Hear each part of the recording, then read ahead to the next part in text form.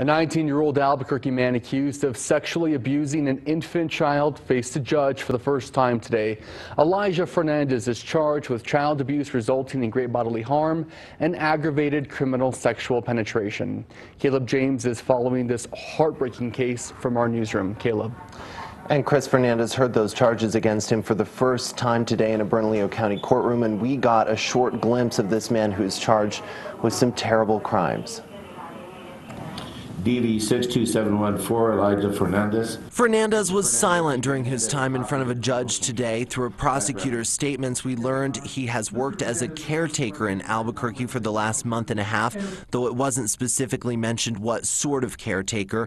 Fernandez is charged with abusing and sexually assaulting a 4-month-old baby girl. Her injuries so traumatic she is on life support tonight. Calls like this always affect officers, and the unsung heroes of this department are the Crimes Against Children unit. They see this all the time, day in, day out, and they're the detectives that do the investigations. It's hard on officers. And even as the agency faces tough criticisms from other high-profile cases, CYFD says they've dealt with the mother and a 4-month-old and 2-year-old that lived in this apartment before. The first time when the baby was born, doctors found traces of marijuana in her system. The second time when the mother was unable to breastfeed because of prescription medication she was on. And the third time when the mother canceled a follow-up appointment for her baby. But law enforcement says this is the first time they've encountered Elijah Fernandez in connection with the child.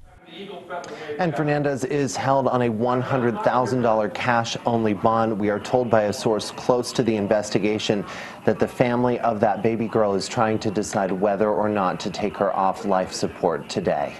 In the newsroom tonight, I'm Caleb James, KOB Eyewitness News 4.